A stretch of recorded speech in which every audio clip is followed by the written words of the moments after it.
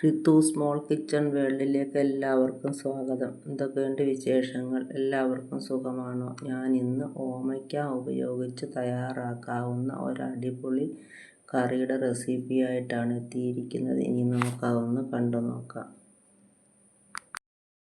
ഈ കറി തയ്യാറാക്കുന്നതിന് ഞാൻ ഒരു മുറി ഓമയ്ക്കയാണ് എടുത്തിരിക്കുന്നത്. ഇനി നമുക്കതൊന്ന് ചെത്തി വൃത്തിയാക്കി കുരു കളഞ്ഞ് കഷ്ണങ്ങളാക്കി കൊണ്ടുവരാം. ഓമയ്ക്ക ചെത്തി വൃത്തിയാക്കി കുരുവും അകത്തെ മാതളവും ഒക്കെ കളഞ്ഞ് കഷ്ണങ്ങളാക്കി കഴുകി അതിലെ ജലാംശം മാറുന്നതിന് വേണ്ടി വച്ചിരിക്കുകയാണ്. ഇനി നമുക്ക് ഇതിൻ്റെ ഗ്രേവി ഒന്ന് തയ്യാറാക്കാൻ ആരംഭിക്കാം. അതിനായി ഒരു മുറി തേങ്ങയുടെ പകുതി പീരയാണ് ഞാൻ ഈ ചീനിച്ചട്ടിയിൽ ചേർത്ത് കൊടുത്തിരിക്കുന്നത്. ഇനി ഇതിലേക്ക് 1 ടേബിൾ സ്പൂൺ മല്ലി ചേർത്ത് കൊടുക്കാം. അതോടൊപ്പം ഒരു ചെറിയ കഷ്ണം ഇഞ്ചി ചെറുതായി അരിഞ്ഞത് ചേർത്ത് കൊടുക്കാം. 5-8 കുരുമുളക് ചേർത്ത് കൊടുക്കാം. 2 ഇതൾ വെളുത്തുള്ളി ചെറുതായി അരിഞ്ഞത് ചേർത്ത് കൊടുക്കാം. 3 കഷ്ണം ചുവന്നുള്ളി വട്ടത്തിൽ അരിഞ്ഞത് ചേർത്ത് കൊടുക്കാം. 2 നുള്ളു ഉലുവ ചേർത്ത് കൊടുക്കാം. ഇനി 1 ടേബിൾ സ്പൂൺ വലിയ ജീരകം അല്ലെങ്കിൽ പെരുംജീരകം കൂടി ചേർത്ത് കൊടുക്കാം. ഇനി എല്ലാം കൂടി ഒന്ന് മൂപ്പിച്ചെടുക്കാം.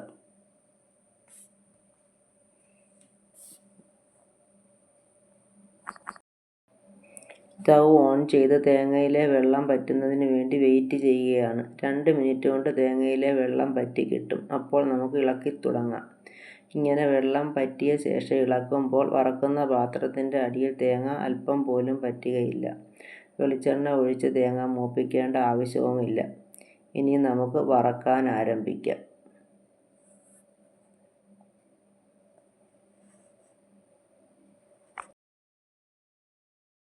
തേങ്ങ നമ്മൾ വറുത്തുകൊണ്ടിരിക്കുകയാണ്.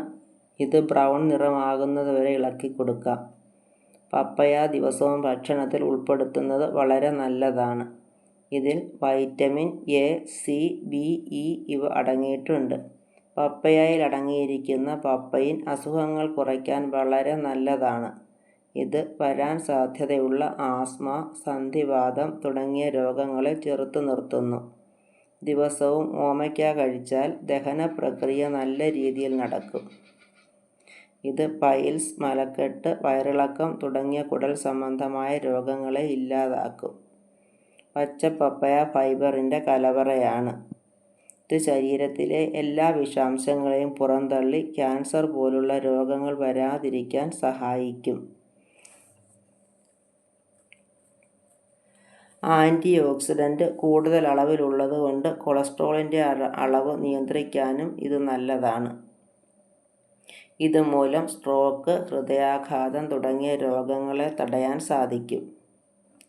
പച്ച പപ്പയയിൽ അടങ്ങിയിരിക്കുന്ന വൈറ്റമിൻ വയറ്റിലുണ്ടാകുന്ന എല്ലാത്തരം അസ്വസ്ഥതകളെയും ചെറുത്ത് നിൽക്കാൻ സഹായിക്കും എന്നാണ് പറയുന്നത്. ഗ്രഹണി പോലെയുള്ള രോഗങ്ങൾക്ക് പച്ച പപ്പയ നല്ല ഒരു പ്രതിവിധിയാണ്. കൊറോണയെ ചെറുത്ത് നിൽക്കാൻ ഇതുപോലെ ഫലപ്രദമായ ഒരൗഷധം വേറെ ഇല്ലെന്ന് തന്നെ പറയാം. ആർത്തവ വിരാമം മാറാനും ആർത്തവം പെട്ടെന്നുണ്ടാകാനും ഇത് സഹായിക്കുന്നു. മുലപ്പാൽ വർധനയ്ക്കും ഇത് വളരെ നല്ലതാണ്. പച്ച പപ്പയ കൊണ്ട് ജ്യൂസ് ഉണ്ടാക്കി കഴിച്ചാൽ നമ്മളുടെ ചർമ്മ പ്രശ്നങ്ങൾ മാറും എന്നാണ് പറയുന്നത്. മുഖക്കുരു, പാടുകൾ, ചൊറിച്ചിൽ തുടങ്ങിയവ ഇവ സ്ഥിരമായി കഴിച്ചാൽ മാറിക്കിട്ടും.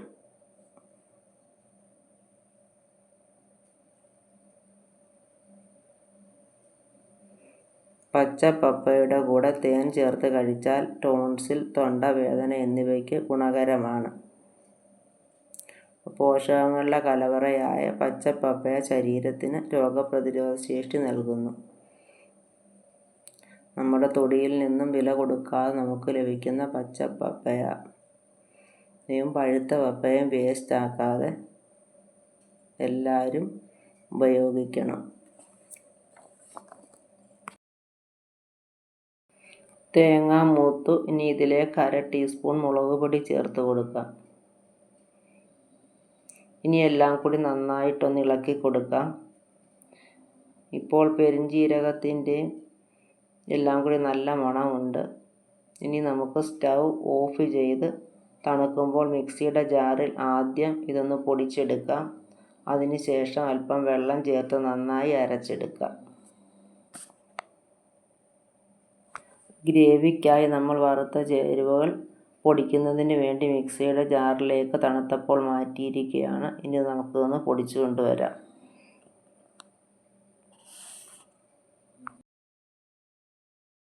വറുത്ത ചേരുവകൾ നന്നായി പൊടിച്ചെടുത്തിട്ടുണ്ട്. ഇനി ഇതിലേക്ക് അല്പം വെള്ളം കൂടെ ചേർത്ത് പേസ്റ്റ് പോലെ ഒന്ന് അരച്ചു കൊണ്ടുവരാം. ഗ്രേവി റെഡിയായി വന്നിട്ടുണ്ട്. ഇനി നമുക്ക് കറി വയ്ക്കാൻ ആരംഭിക്കാം. അതിനായി ഞാനൊരു മൺചട്ടി അടുപ്പത്ത് വെച്ച് ചൂടായപ്പോൾ 3 ടേബിൾ സ്പൂൺ വെളിച്ചെണ്ണ ചേർത്ത് കൊടുത്തിട്ടുണ്ട്. കറിക്ക് ആവശ്യമായ ഇൻഗ്രീഡിയൻസ് എല്ലാം അടുപ്പിച്ച് വെച്ചിട്ടുണ്ട്. കടുക് താളിക്കുന്നതിനായിട്ട് 2 കഷ്ണം ചുവന്നുള്ളി ചെറുതായി അരിഞ്ഞ് വെച്ചിട്ടുണ്ട്. കറിവേപ്പില എടുത്ത് വെച്ചിട്ടുണ്ട്. പച്ചമുളക് എടുത്ത് വെച്ചിട്ടുണ്ട്. 2 പൂള് തേങ്ങയുടെ കൊത്ത് എടുത്ത് വെച്ചിട്ടുണ്ട്. നല്ല ഒരു തക്കാളി കുരു കളഞ്ഞരിഞ്ഞ് വെച്ചിട്ടുണ്ട്. ഓമയ്ക്ക കഷ്ണങ്ങളാക്കിയതും അടുപ്പിച്ച് വെച്ചിട്ടുണ്ട്. ആദ്യം നമുക്ക് ഈ ഓമയ്ക്ക ഈ എണ്ണയിൽ നന്നായിട്ടൊന്ന് വഴറ്റിയെടുക്കാം. ഇനി ഇത് നമുക്ക് നന്നായിട്ടൊന്ന് ഇളക്കി കൊടുക്കാം.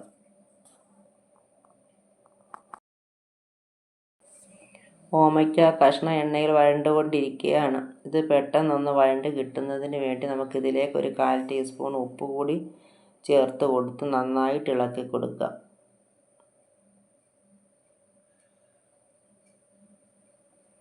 നന്നായിട്ട് വഴറ്റിയെടുക്കണം. മീഡിയം ഫ്ലെയിമിൽ വേണം നമ്മളിത് വഴറ്റിയെടുക്കാൻ.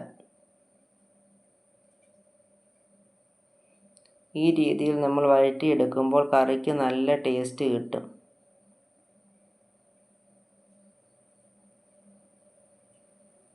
അല്പം പോലും വിഷം ചേരാത്ത ഒരു പച്ചക്കറിയാണ് ഓമയ്ക്ക അല്ലെങ്കിൽ പപ്പയ.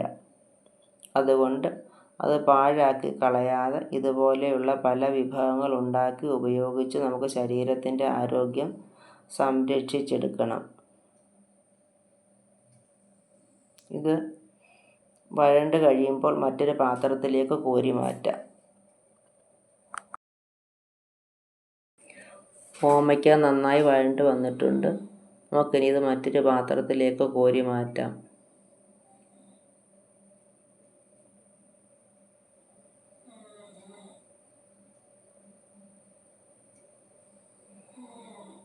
ഓമയ്ക്ക കോരി മാറ്റിയതിന് ശേഷം നമുക്കതിലേക്ക് കടുക് ചേർത്ത് ലാസ്റ്റിൽ കറിക്ക് ചേർക്കുന്നതിന് വേണ്ടി ഒന്ന് താളിച്ചെടുക്കാം. ഇനി നമുക്കിതിലേക്ക് കടുക് ചേർത്ത് കൊടുക്കാം. കടുക് പൊട്ടിക്കഴിയുമ്പോൾ അതിലേക്ക് ചുവന്നുള്ളിയും കറിവേപ്പിലയും ചേർത്ത് കൊടുക്കാം. ഇനി നമുക്ക് കടുകൊന്ന് ഇളക്കി കൊടുക്കാം. പൊട്ടാൻ തുടങ്ങിയില്ല.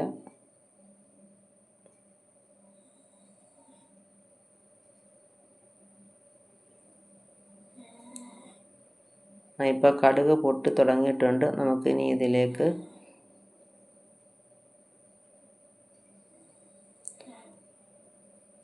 ഉള്ളി ചേർത്ത് കൊടുക്കാം.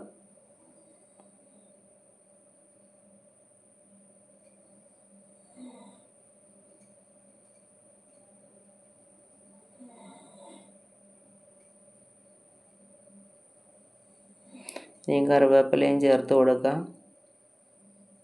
ഇനി നന്നായിട്ട് ഇളക്കി കൊടുക്കാം.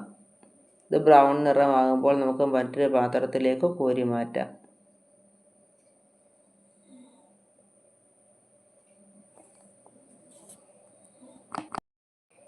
കടുക് താളിച്ചത് നമ്മൾ മറ്റൊരു പാത്രത്തിലേക്ക് കോരി മാറ്റിയിട്ടുണ്ട്. ഇനി ആ എണ്ണയിലേക്ക് നമുക്ക് തേങ്ങാക്കൊത്ത് ചേർത്ത് കൊടുക്കാം. നന്നായിട്ട് ഇളക്കി ഇത് ബ്രൗൺ നിറമാകുന്നിടം വരെ ഒന്ന് മൂപ്പിച്ചെടുക്കാം.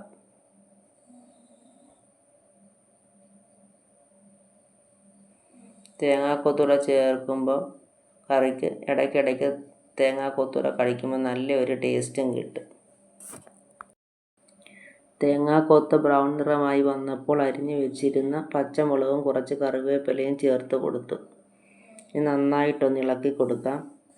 പച്ചമുളകും കറിവേപ്പിലയും വാടി വരുമ്പോൾ ചെറുതായി അരിഞ്ഞു വെച്ചിരിക്കുന്ന ഒരു സവാള ചേർത്ത് കൊടുക്കാം. ഇനി സവാള വഴണ്ട് ബ്രൗൺ നിറം ആകുന്നിടം വരെ ഇളക്കി കൊടുക്കാം. ഓമയ്ക്കായിൽ നമ്മൾ ചേർത്ത ഉപ്പ് ആ വെളിച്ചെണ്ണയിലുണ്ട്. അതുകൊണ്ട് ഇപ്പോൾ നമുക്ക് ഉപ്പ് ചേർത്ത് കൊടുക്കേണ്ട, അല്ലാതെ വഴണ്ട് കിട്ടും. സവാള വഴണ്ട് വന്നിട്ടുണ്ട്. ഇനി നമുക്കിതിലേക്ക് 1/2 ടീസ്പൂൺ മുളക് പൊടി ചേർത്ത് കൊടുക്കാം. ഗ്രേവിക്ക് നമ്മൾ 1/2 ടീസ്പൂൺ മുളക് പൊടിയെ ചേർത്തിരുന്നുള്ളൂ.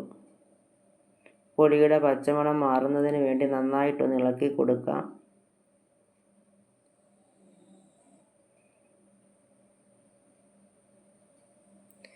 ഇനി ഇതിലേക്ക് 1/4 ടീസ്പൂൺ മഞ്ഞൾപ്പൊടി കൂടി ചേർത്ത് കൊടുക്കാം.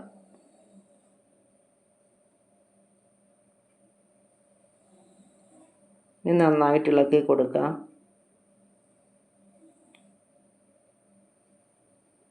മല്ലി ഗ്രേവിക്ക് ചേർത്ത് അരച്ചത് കൊണ്ട് ഇനി ചേർത്ത് കൊടുക്കേണ്ട ആവശ്യമില്ല.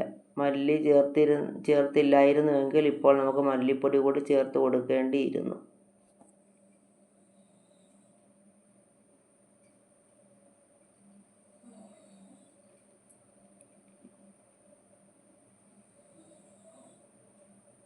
ഇനി ഇതിലേക്ക് നമ്മൾ അരിഞ്ഞു വെച്ചിരിക്കുന്ന തക്കാളി കൂടി ചേർത്ത് കൊടുക്കാം. ഇനി എല്ലാം കൂടി നന്നായിട്ട് ഇളക്കി കൊടുക്കാം.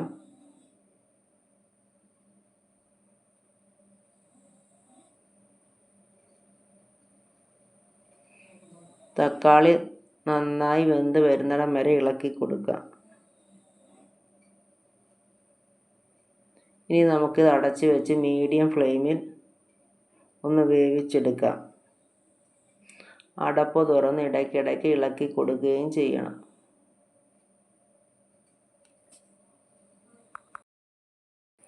തക്കാളി നന്നായി വാടി വന്നിട്ടുണ്ട്. ഇനി നമ്മൾ വഴറ്റി മാറ്റി വെച്ചിരിക്കുന്ന പപ്പയ ചേർത്ത് കൊടുക്കാം.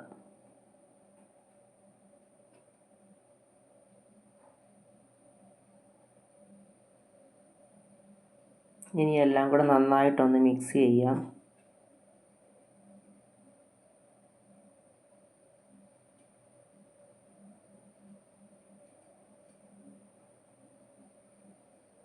ആ ഗ്രേവി പപ്പയയുടെ കഷ്ണത്തെ കൂടെ നന്നായിട്ട് പിടിക്കണം.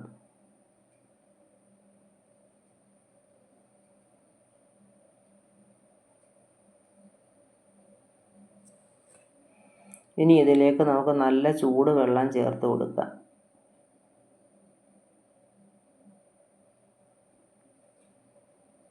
പച്ചവെള്ളം ചേർത്ത് കൊടുക്കരുത്. ചൂട് വെള്ളം ചേർക്കുമ്പോഴാണ് കറിക്ക് നല്ല ടേസ്റ്റ് കിട്ടുന്നത്. കഷ്ണത്തിന് നികക്ക വെള്ളം നമ്മൾ ചേർത്ത് കൊടുക്കണം.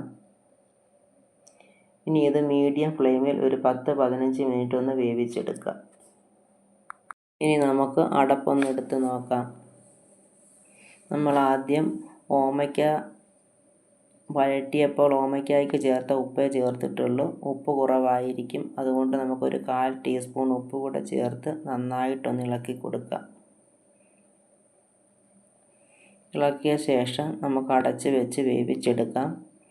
ഓമയ്ക്ക കഷ്ണം നന്നായിട്ട് വെന്ത് കിട്ടണം. വെന്ത് കഴിയുമ്പോൾ നമ്മൾ അരച്ച് വെച്ചിരിക്കുന്ന ഗ്രേവി ചേർത്ത് കൊടുക്കാം. അതിനുശേഷം 1/2 ടീസ്പൂൺ ഗരം മസാല കൂടി ചേർത്ത് കൊടുക്കാം. നമുക്കിനി കഷ്ണം വെന്തോ എന്നൊന്ന് നോക്കാം.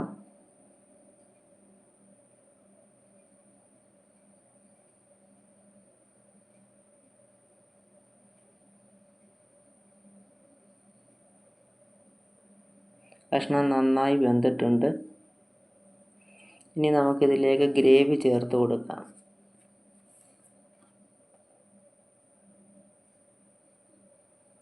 ഇനി നന്നായിട്ട് ഇളക്കി കൊടുക്കാം.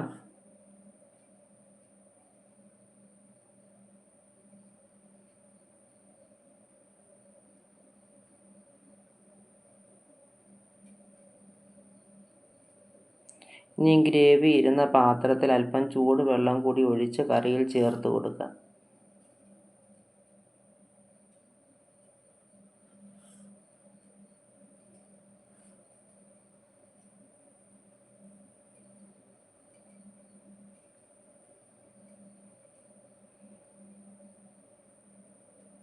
ഒന്ന് ഇളക്കിയ ശേഷം ഇതിലേക്ക് ഒരു 1/2 ടീസ്പൂൺ ഗരം മസാലപ്പൊടി കൂടെ ചേർത്ത് കൊടുക്കുക.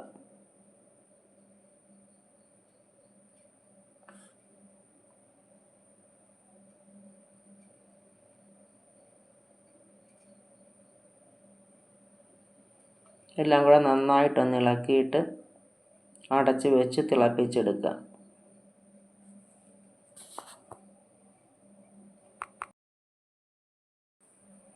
കറി നന്നായി തിളച്ചിട്ടുണ്ട്. ഇനി ഇതിലേക്ക് അല്പം പിഴുപുളി കൂടി ചേർത്ത് കൊടുക്കാം. ഇനി നന്നായിട്ടൊന്ന് ഇളക്കി കൊടുക്കാം.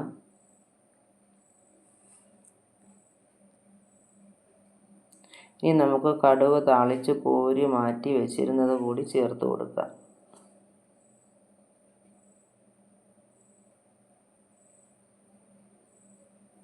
ഇനി എല്ലാം കൂടി നന്നായിട്ടൊന്ന് ഇളക്കിയിട്ട് ടേസ്റ്റ് നോക്കാം.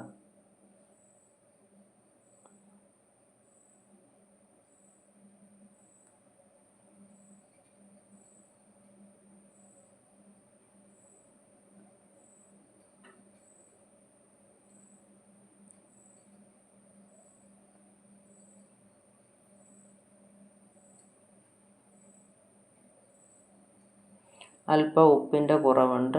ഒരു 1/4 ടീസ്പൂൺ ഉപ്പ് കൂടെ ചേർത്ത് നന്നായിട്ടൊന്ന് ഇളക്കി കൊടുക്കുക.